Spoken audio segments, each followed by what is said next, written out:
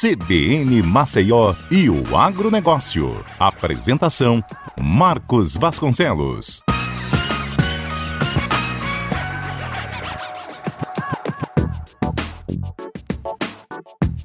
Olá, bom dia! Hoje é sábado, 11 de fevereiro de 2023 e está no ar o seu programa CBN Agro Maceió. Um programa destinado a você, homem do campo, a você, mulher do campo, levando informações das novas tecnologias, essas tecnologias que estão sendo utilizadas para melhorar o desempenho na agricultura e pecuária. E aqui você vai ficar por dentro dos preços das principais commodities do mercado. E a nossa conversa de hoje vai ser com a chefe do Núcleo de Defesa Vegetal da Agência de Defesa Agropecuária de Alagoas, a ADEAL, a Maria José Rufino. E a gente vai falar sobre a cigatoca negra, que é uma doença que está atingindo os bananais, e também o vazio sanitário da soja aqui em Alagoas. CBN Agro. Lembrando que você pode escutar o programa ao vivo na internet no site cbnmaceió.com.br. Vai lá no player. E para ouvir o programa na íntegra, você acessa também o site cbnmaceió.com.br, vai em vídeos e procura CBN Agro Maceió. Fique sempre bem informado sobre o mundo agro ouvindo o CBN Agro todo sábado das 9 às 10 da manhã. Você inclusive pode mandar sugestões de entrevistas e também tirar suas dúvidas. Você pode fazer isso enviando uma mensagem de texto e voz para o nosso WhatsApp. 999214266, que será abordado nos programas seguintes. CBN Agro. E vamos aos destaques de hoje. Prorrogado para o dia 27 de fevereiro, inscrição para o Prêmio Sistemas Agrícolas Tradicionais do Semiárido Brasileiro Dom Helder Câmara. Governo federal vai destinar 2 bilhões e 700 milhões de reais para melhorar o escoamento da safra 2022-2023. Expectativa é safra recorde para café em 2023.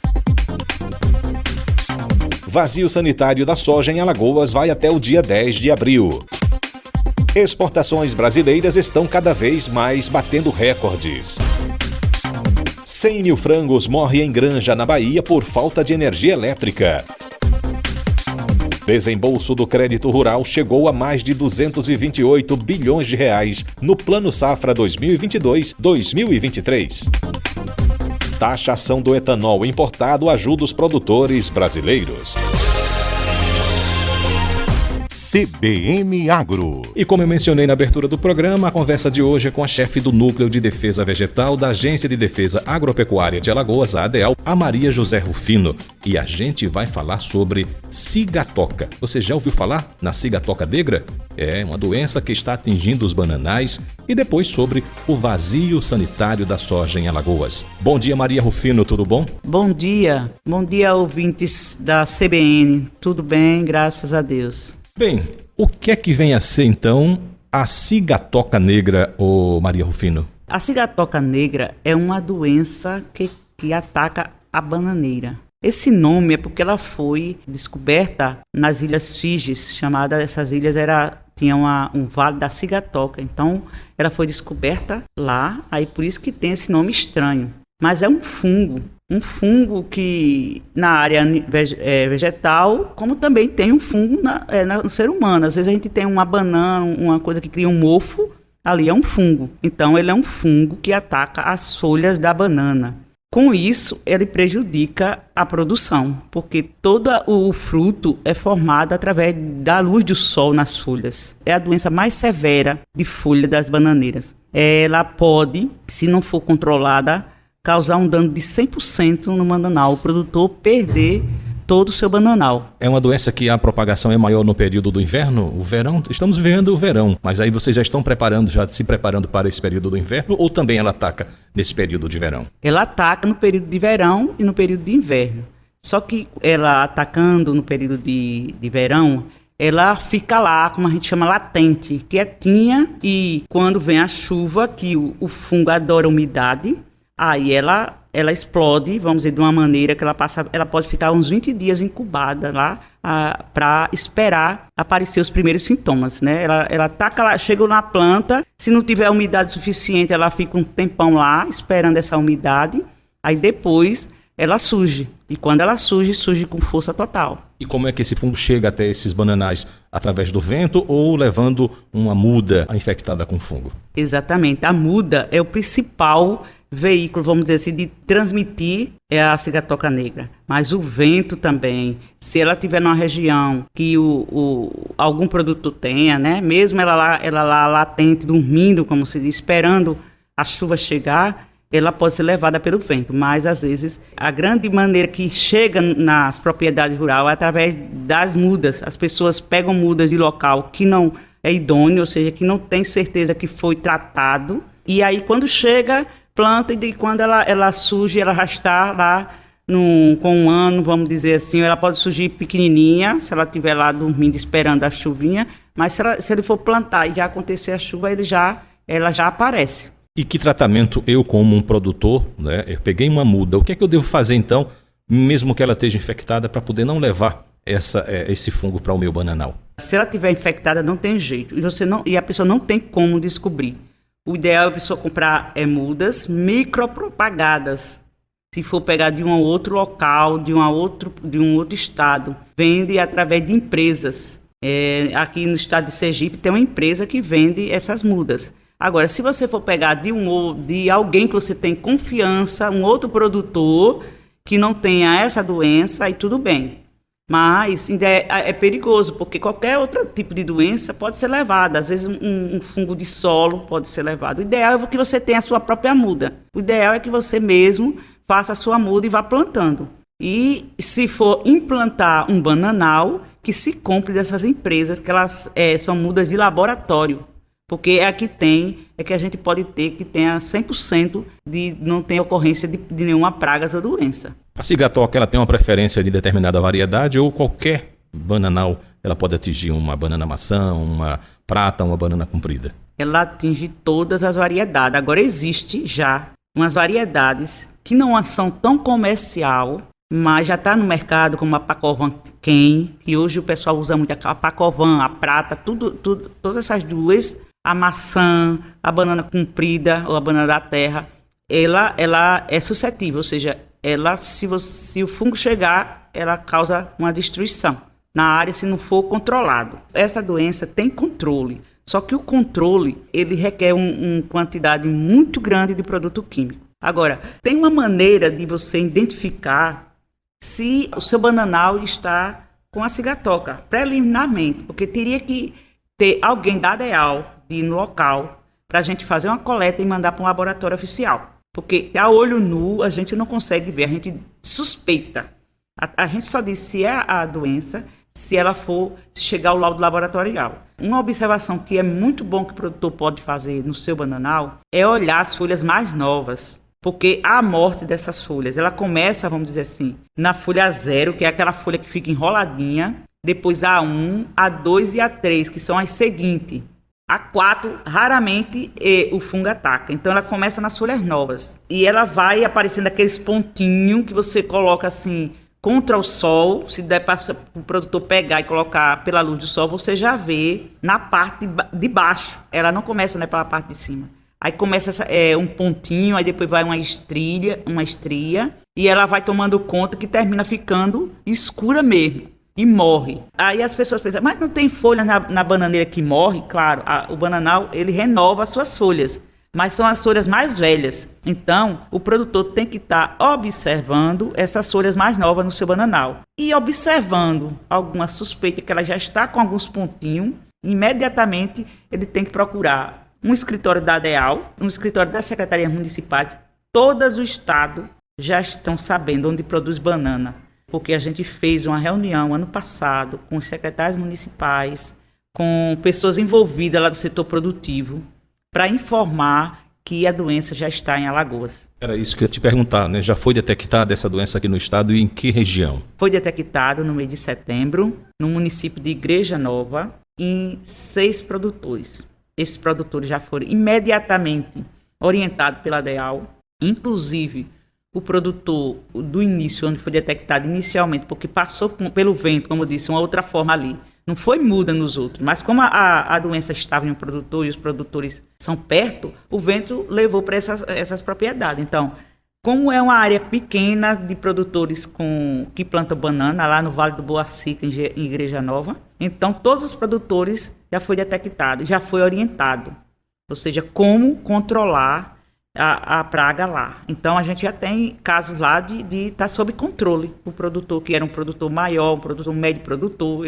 ele fez os controles, que são vários, e os menores, eles fizeram a opção, que a área era pequena, de erradicar e fazer um novo bananal, entendeu? A gente está orientando onde ele comprar. Está sob controle. Ainda não foi detectado em outros municípios. A grande preocupação da gente é a região produtora do estado, a grande região, que é a região serrana dos quilombos, onde pega a União dos Palmares, aquela região todinha, Ibateguara, Branquinha, Santana do Mundaú, e a região norte, que também tem um grande potencial de produtores. São aí nesses municípios, são mais de 20 municípios que a gente acompanha, porque são produtores que têm um quantitativo assim, de hectares que comercializam tanto para o estado de Alagoas como para outros estados. Então, para esse produtor de banana que está ouvindo a gente, é observar a primeira folha, aquela folha que está enroladinha, que geralmente é bem verdinha, né? É um verdinho mais claro, não pode ter nenhuma mancha. Se tiver mancha,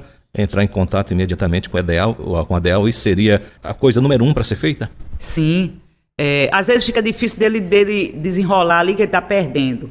Eu oriento ele a olhar a 1, a 2, se ele não encontrar nada, ele olhar essa a 0, que ela tem grande chance de, quando ela não está na 1, na 2, na 3, de estar na 0. Mas ele olhando a 1 e a 2 e a 3, ele já identifica. Porque como a 0 está bem enroladinha, ela tem chance de não estar. Então, para ele não estar quebrando todas as folhas 0, tá entendendo? Ele olhe com cuidado.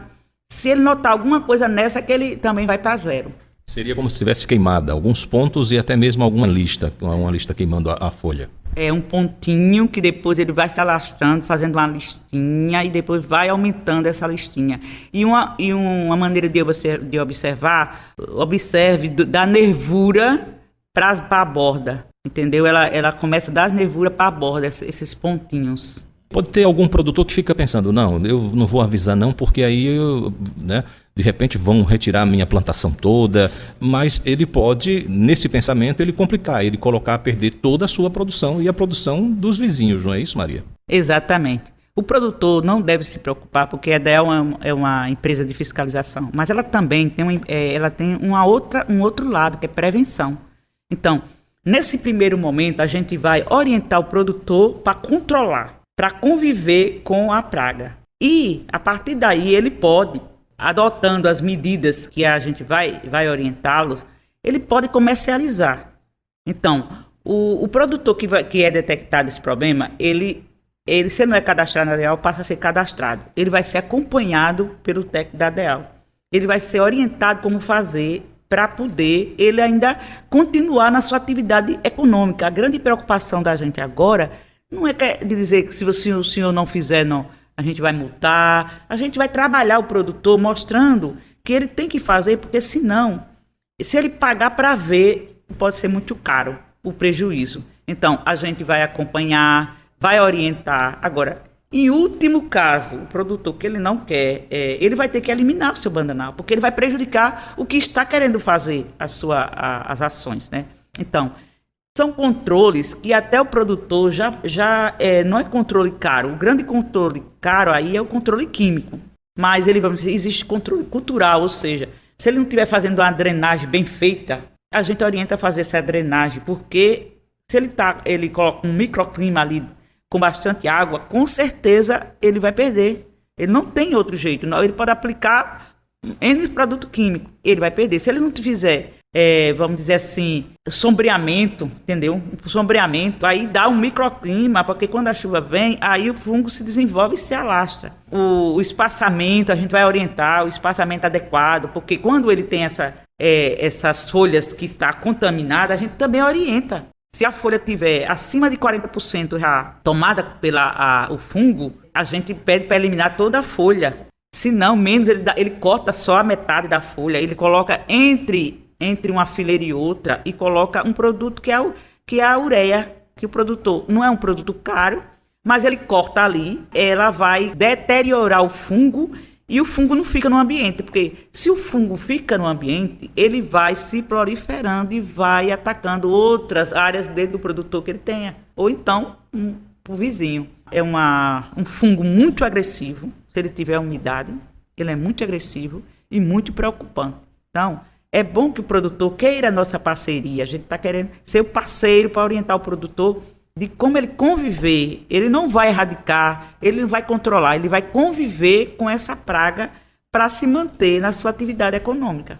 Se não houver esse cuidado, a bananeira pode morrer, então o pé ele vai secar, não vai produzir nada.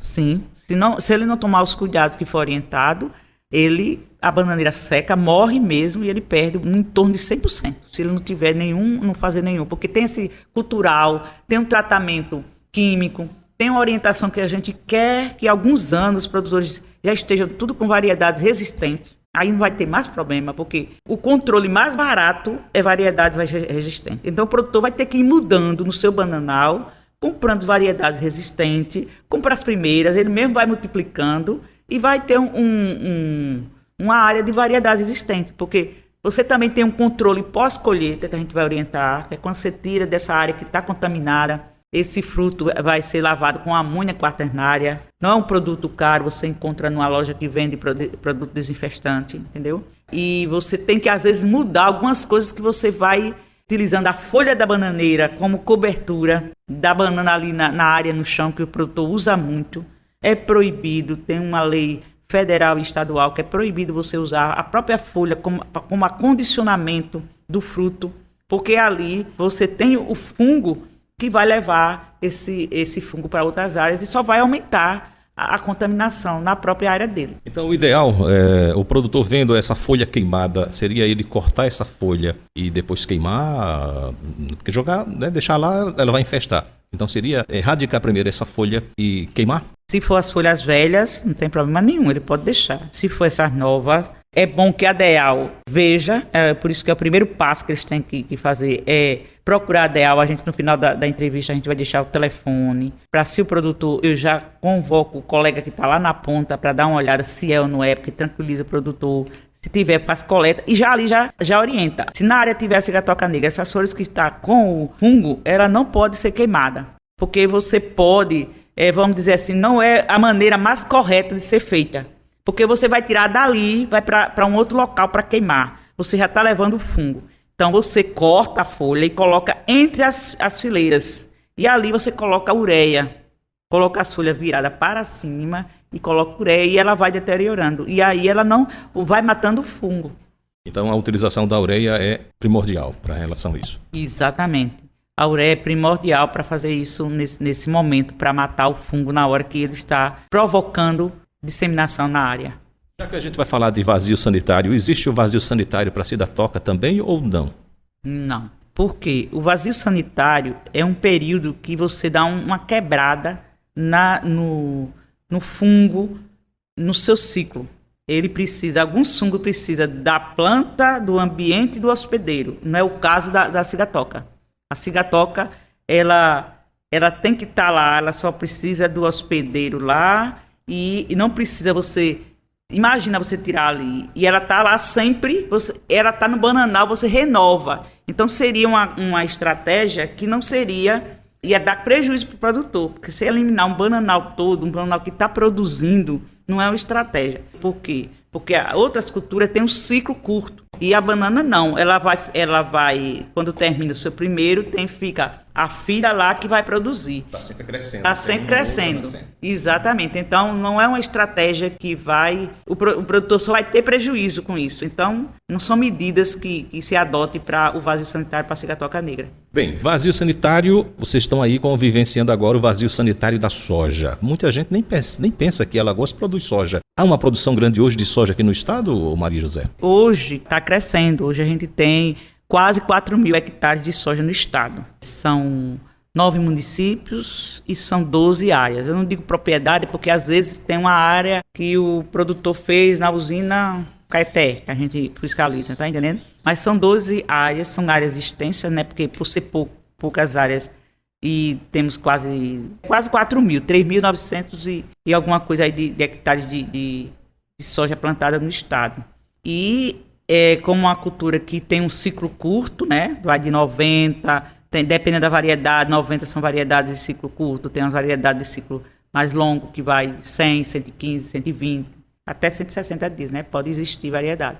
Então, ela fica no campo durante esse período e depois acontece, aí como o produtor tira a planta toda, né? Vai praticamente porque vai para a maquinaria que vai selecionar os grãos, aí fica a área praticamente vazia. Aí dá para fazer o vazio sanitário nesse sentido, tá entendendo? Aí se adota que o vazio sanitário é vamos dizer, é uma medida preventiva para que o fungo não se prolifere na próxima safra. Então, não é uma medida curativa, é uma medida preventiva para reduzir o inóculo do fungo, a quantidade do fungo na área.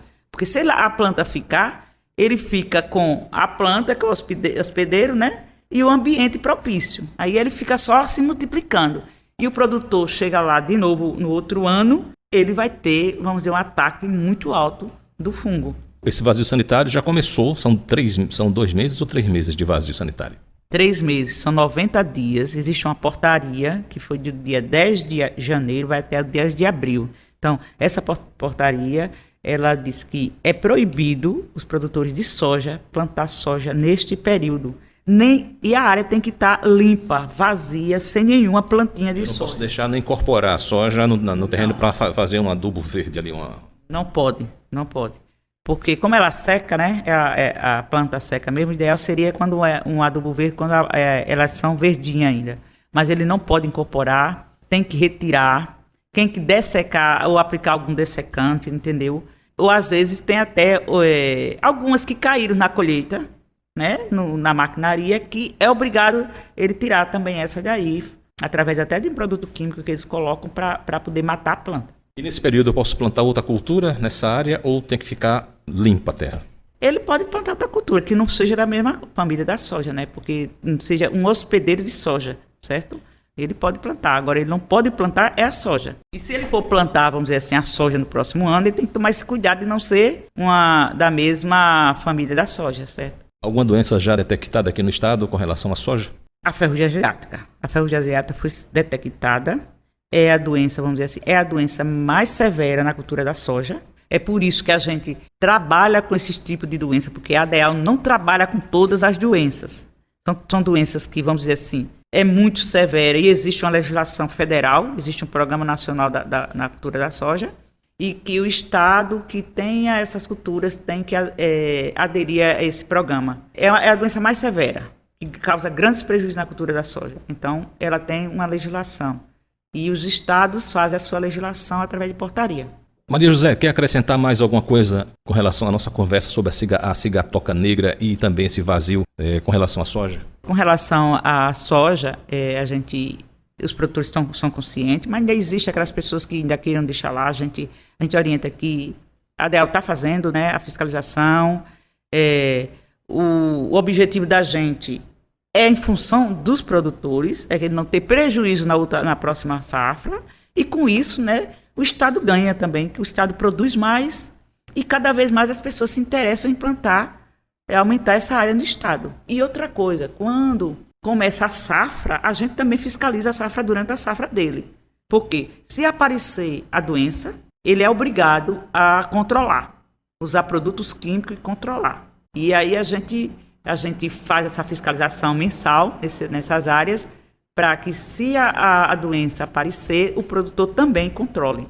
E com relação à cigatoca negra, a gente queria o produtor como parceiro. A gente não tem a quantidade de técnico para visitar toda a área de banana do estado, que é uma área grande. Então a gente tá com uma parceria com as secretarias municipais, que também não tem muito técnico, mas o produtor ele pode ser um grande parceiro da gente, ou seja, quando ele identificar esses pontos, essas listinhas, nessas folhas mais novas, nos avise, porque a gente vai lá na propriedade, a gente já daqui de Maceió, já entra em contato, dependendo da região, e pede para o colega ir lá, ou desloca se não tiver ninguém lá, que a gente tem áreas que não tem, desloca uma pessoa da sede para ver. A gente vai na suspeita, a gente quer não encontrar, mas a gente precisa ir lá ver se está, para poder orientar o produtor, para o produtor não ser prejudicado com essa praga aí no estado, com essa doença que é muito severa.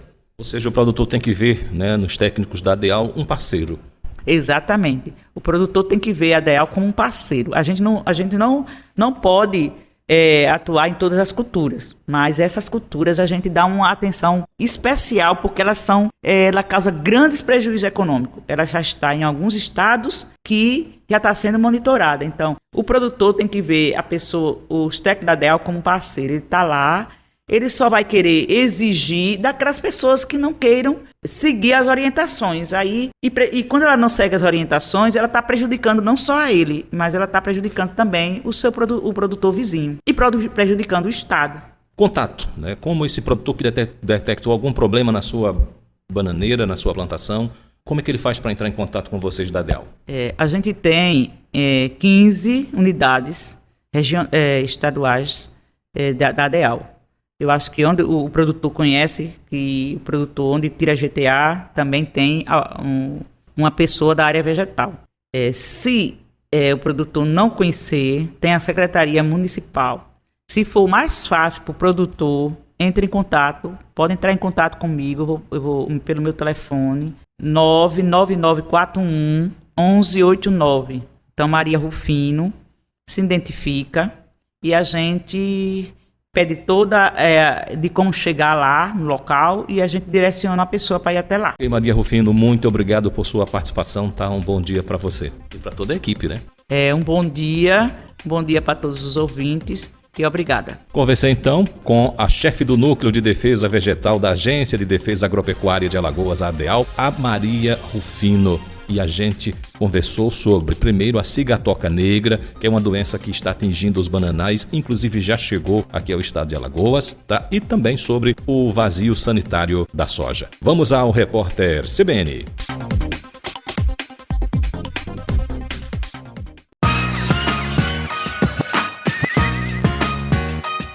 CBN Maceió e o agronegócio. Apresentação: Marcos Vasconcelos.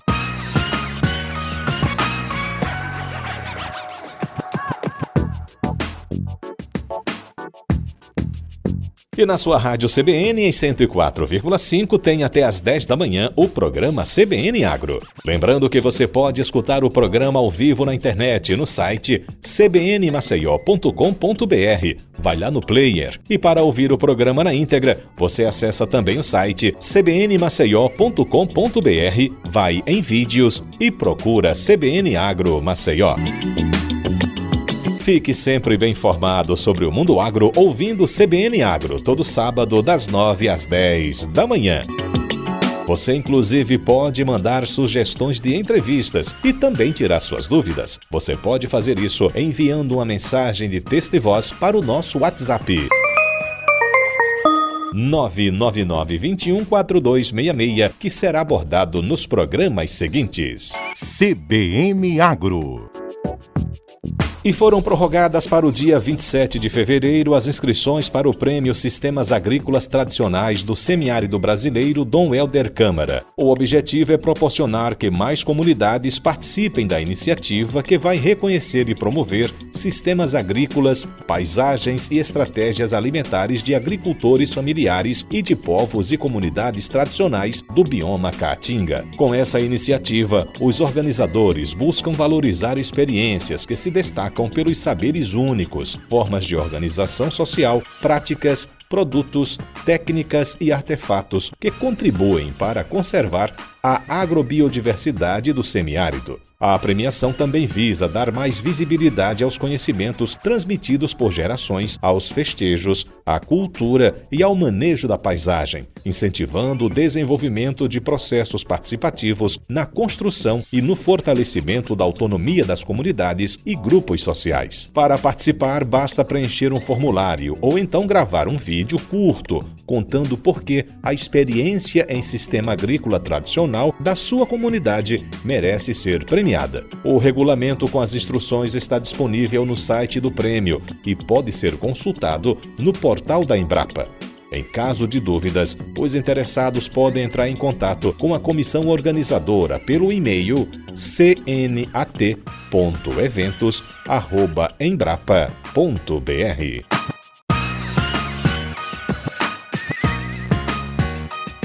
E na última terça-feira, o ministro da Agricultura e Pecuária, Carlos Fávaro, participou de uma reunião com o ministro dos Transportes, Renan Filho, onde foi discutido o escoamento da safra 2022-2023. Estão previstos um investimento de 2 bilhões e 700 milhões de reais. São estimados 310 milhões e 900 mil toneladas somente de grãos para o escoamento nas rodovias brasileiras. Fávaro disse que tem que se pensar também no escoamento da produção de cana-de-açúcar, etanol, algodão e frutas. Participou também da reunião o ministro de Portos e Aeroportos, Márcio França. A primeira estimativa para a safra de café em 2023 aponta para uma produção de 54.940.000 sacas de café beneficiado. A previsão inicial sinaliza uma produção de 7,9% superior à colhida em 2022, que fechou em 50.900.000 sacas. Essa previsão foi divulgada pela Conab, Companhia Nacional de Abastecimento. A área total destinada à cafeicultura no país em 2023, contabilizando as duas espécies mais cultivadas no país, totaliza 2.260.000 hectares. Para o café arábica, as estimativas iniciais da Conab apontam para uma retomada de produção em Minas Gerais, principal estado cafeicultor do país, o que impacta positivamente sobre a perspectiva nacional, mesmo com os efeitos da bienalidade negativa sobre muitas das regiões produtoras. A expectativa de produção neste primeiro levantamento é de 37.430.000 sacas de café arábica beneficiado, sendo 14,4% superior ao volume obtido em 2022. Quanto ao café Conilon, depois de uma safra recorde em 2022, a perspectiva para a temporada atual sinaliza uma certa redução no potencial produtivo, particularmente em razão de intercorrências climáticas registradas no estado do Espírito Santo, principal estado produtor da espécie, o que impactou fortemente as lavouras em fases iniciais do ciclo. A perspectiva de produção total está avaliada nesse primeiro levantamento em 17.510.000 sacas de café Conilon beneficiado, 3,8% menor que o volume nacional obtido na safra passada. O café brasileiro foi comercializado internacionalmente com 145 países, sendo Estados Unidos e Alemanha os principais destinos. Em termos de valores, a exportação de café atingiu em 2022 o maior valor já registrado na série histórica do produto. Apesar da queda na quantidade exportada pelo Brasil, o preço elevado do café no exterior permitiu que a exportação do produto alcançasse 9 bilhões e 200 milhões de dólares em 2022, correspondendo a um aumento de 45% na comparação com o valor observado em 2021. E as exportações brasileiras estão cada vez mais batendo recordes. Isso é muito bom para a arrecadação por parte do governo federal e não muito bom para os brasileiros, uma vez que o produtor dá preferência em vender a sua safra para a exportação do que comercializar no mercado interno. As exportações de milho somaram 6.350.000 toneladas no mês passado, um volume nunca atingido antes neste período do ano. O maior patamar até então tinha sido 4.400.000 toneladas de janeiro de 2016, ano em que o país passou por dificuldades no abastecimento interno. As receitas obtidas no mês passado com as exportações do cereal atingiram 1.790 bilhões de dólares. Com os dados de janeiro, as exportações da safra de 2022-2023, de fevereiro de 2022 a janeiro de 2023, somaram 47 milhões de toneladas, acima do recorde de 41 milhões de 2018 e 2019. O país começa também com exportações intensas de trigo. O volume do mês passado atingiu 562 mil toneladas, ficando próximo do recorde de janeiro de 2022. No ano passado, o Brasil exportou o recorde de 3 milhões e 100 mil toneladas de trigo, se posicionando entre os 10 principais exportadores mundiais. É bom lembrar que o país é extremamente dependente de importações, principalmente do trigo argentino. O Brasil também colocou 72.200 toneladas de arroz em casca no mercado externo em janeiro. As exportações elevadas ocorrem em um período de entre-safra e de alta interna nos preços. As vendas de açúcar também tiveram boa evolução em relação a janeiro de 2022, com alta de 11%, conforme dados divulgados pela Secretaria de Comércio Exterior. As carnes, que renderam 26 bilhões de dólares em 2022, começaram 2023 com um bom desempenho. Os preços atuais da tonelada no mercado externo ainda superam os de janeiro de 2022, mas são menores do que os do segundo semestre do ano passado. Já as importações perderam ritmo neste ano. As de trigo recuaram 16%, as de fertilizantes 7,1% e as de agrotóxicos 34% na comparação com o mesmo mês de 2022. O setor de insumos, que havia iniciado o ano passado com incertezas na oferta e altas nos preços, principalmente após a invasão da Ucrânia pela Rússia, perdeu força neste início de ano. A compra externa de adubo recuou para 2 milhões e 400 mil toneladas e as de agroquímicos para 24 milhões e 500 mil toneladas no mês passado. No último sábado, dia 4, após uma falta de energia elétrica por 6 horas, cerca de 100 mil frangos de uma granja morreram na cidade de Conceição da Feira, a cerca de 130 quilômetros de Salvador, na Bahia. De acordo com informações da Associação Baiana de Avicultura, os frangos foram descartados em um processo de compostagem. A produção avícola é altamente tecnificada e um desabastecimento de energia elétrica causa graves danos, não só financeiros, como também sanitários. Afinal, foram aproximadamente 340 toneladas de frango que tiveram que ser descartadas. Financeiramente, o prejuízo gira em torno de quase 2 milhões de reais. A granja onde os frangos morreram não possuía gerador ou outra fonte de energia elétrica. A Secretaria de Política Agrícola do Ministério da Agricultura e Pecuária informou que o montante do desembolso do crédito rural chegou a 222 bilhões e 800 milhões de reais no Plano Safra 2022-2023, no período de julho de 2022 até o final de janeiro de 2023. Os financiamentos de custeio tiveram aplicação de 136 bilhões e 600 milhões de reais. Já as contratações das linhas de investimentos totalizaram quase 60 bilhões. As operações de comercialização atingiram 15 bilhões e 600 milhões de reais e a de industrialização 10 bilhões e 800 milhões de reais. De acordo com a análise da Secretaria de Política Agrícola do Ministério da Agricultura e Pecuária, foram realizados 1.234.957 contratos no período de 7 meses, sendo 891.700 no PRONAF, 151.600 no PRONAMP. Os valores contratados pelos pequenos e pelos médios produtores foram, respectivamente, de 36 bilhões e 800 milhões no PRONAF e de 36 bilhões e 300 milhões de reais no PRONAMP, em todas as finalidades: custeio, investimento, comercialização e industrialização.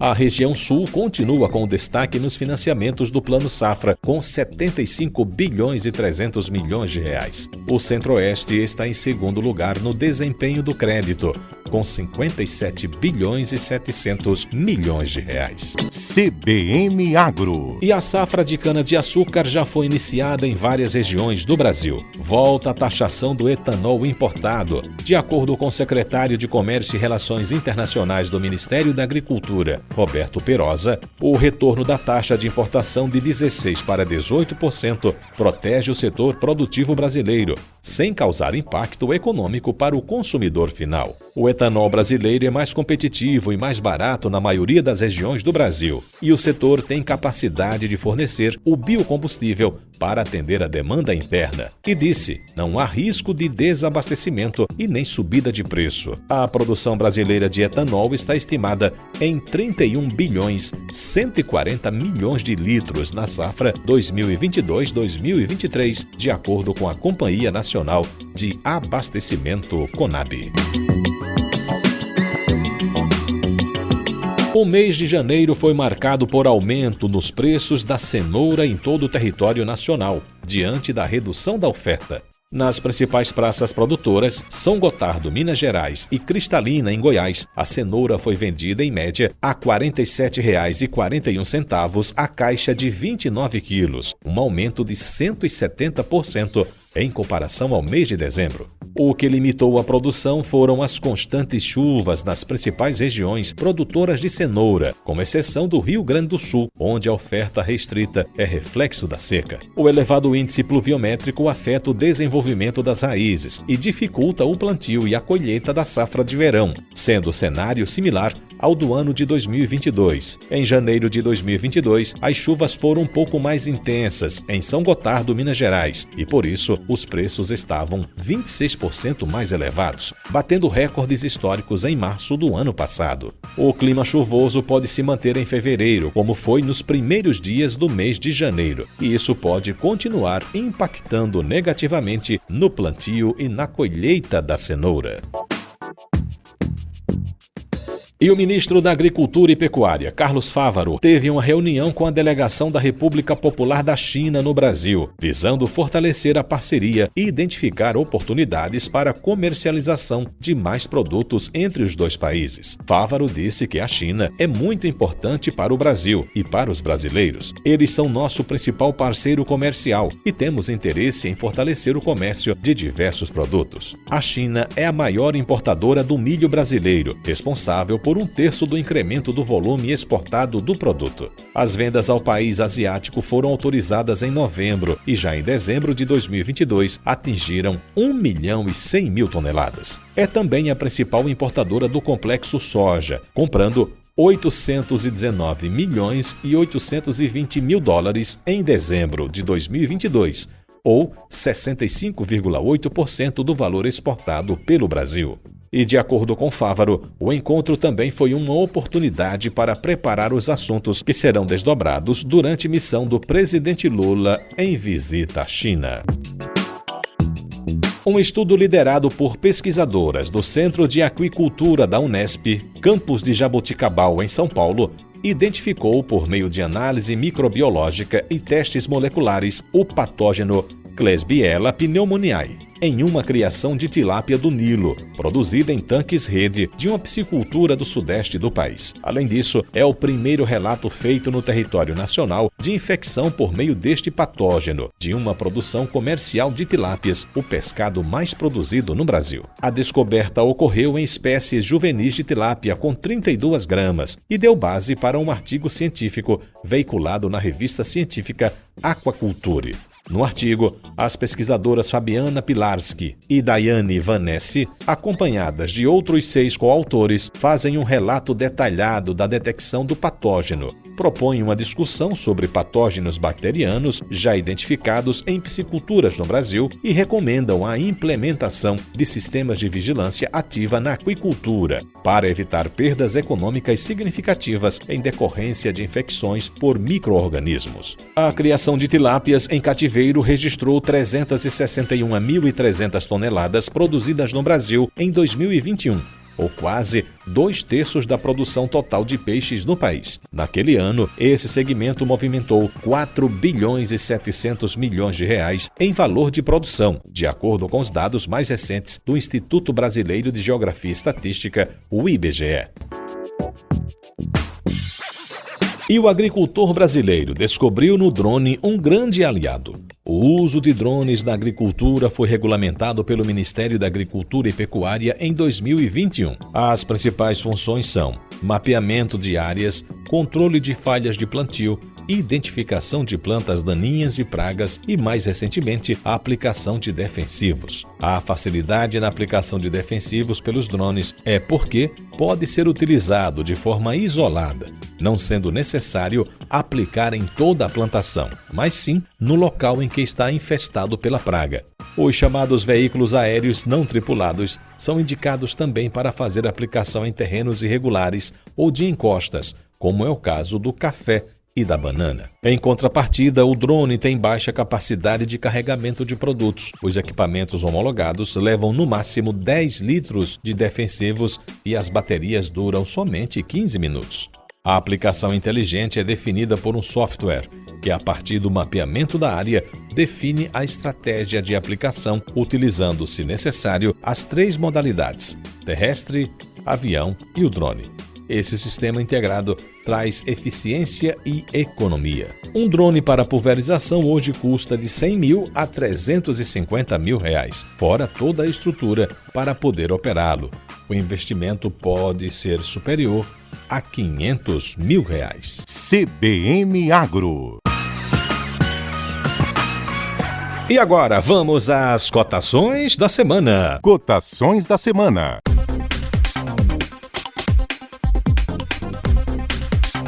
As cotações desta semana publicadas no site do Sistema FAEL. O milho, a saca de 60 quilos, foi cotada a R$ 135.